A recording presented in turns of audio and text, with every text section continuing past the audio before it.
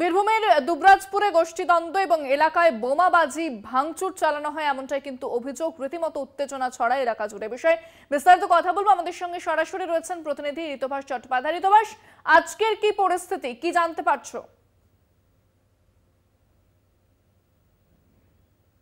গতকাল রাত্রেবেলায় কিন্তু কার্যত তৃণমূলের গোষ্ঠী সংঘর্ষে উত্তপ্ত হয়ে উঠেছে বীরভূমের দুবরাজপুর থানার অন্তর্গত খোঁজ মোহাম্মদপুর গ্রাম এবং এলাকাবাসীদের দাবি গতকাল রাত্রেবেলায় তৃণমূলের দুই গোষ্ঠী অর্থাৎ শেখ আজম গোষ্ঠী এবং শেখ সেলিম গোষ্ঠী এই দুই গোষ্ঠীর মধ্যে সংঘর্ষ বাধে এবং সেই সংঘর্ষ কিন্তু উত্তপ্ত হয়ে ওঠে এলাকা কার্যত।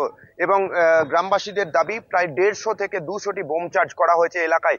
এছাড়াও কিন্তু গুলি চালানো হয়েছে, প্রায় 40টি বাড়িতে কিন্তু ভাঙচুর চালানো হয়েছে এবং সেই ভয়ঙ্কর বিভীষিকার কথা কিন্তু আমাদের সঙ্গে কার্যত শেয়ার করে নিয়েছেন এলাকারই এক স্কুল পড়ুয়া এবং তার দাবি, সেই পড়ুয়ার দাবি যে গ্রামের কোনো মানুষ কিন্তু কোনো কাজের সঙ্গে যুক্ত নন, তারা প্রত্যেকেই কিন্তু এইরকম ভাবে লুটপাট চালায় এবং সারা বছর বসে খায় এবং বিভিন্ন সময় ঝামেলা বাঁধে।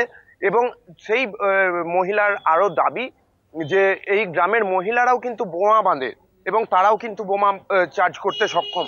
আর এই নিয়ে কিন্তু গোটা এলাকা কার্যত উত্তপ্ত হয়ে উঠেছে এবং সেই ঘটনায় কিন্তু ইতিমধ্যে এলাকায় চাঞ্চল্য ছড়িয়েছে। এলাকার স্কুল পড়ুয়ারা কিন্তু স্কুলে যেতে পারছেন না এবং ঘটনাস্থলে ইতিমধ্যে মোতায়েন করা হয়েছে বিশাল পুলিশ বাহিনী। তোমাকে আরো একটা জিনিস বলে রাখি, এই ঘটনায় কিন্তু দুবরাজপুর থানার একজন সিভিক ভলেন্টিয়ারের বাড়িতেও ভাঙচুর চালানো হয়েছে এবং তার বাড়িতেও প্রায় 30 থেকে 40টি বোম চার্জ করা হয়েছে এবং সমস্ত অভিযোগটাই কিন্তু উঠে আসছে এই যে তৃণমূলের শেখ সেলিম সেই গোষ্ঠীর বিরুদ্ধে।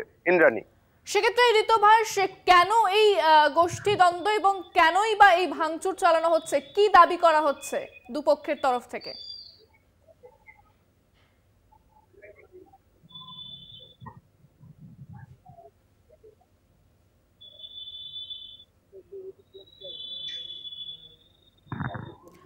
আমাদের সঙ্গে যোগাযোগ বিচ্ছিন্ন হয়ে গেছে কোনো কারণে, তবে যে খবরের দিকে নজর রেখেছি আরো একবার জানাবো। দুবরাজপুরে যে গোষ্ঠীদ্বন্দ্ব এবং তা রীতিমতো উত্তেজনা সৃষ্টি হয়েছে গোটা এলাকা জুড়ে। বোমাবাজি ও বাড়ি ভাঙচুরের অভিযোগ, দু গোষ্ঠীর মধ্যে সংঘর্ষে উত্তেজনা, এলাকায় মোতায়েন বিশাল পুলিশ বাহিনী এবং বোমাবাজির জেরে স্বাভাবিকভাবে এলাকায় চাঞ্চল্য ছড়ায়।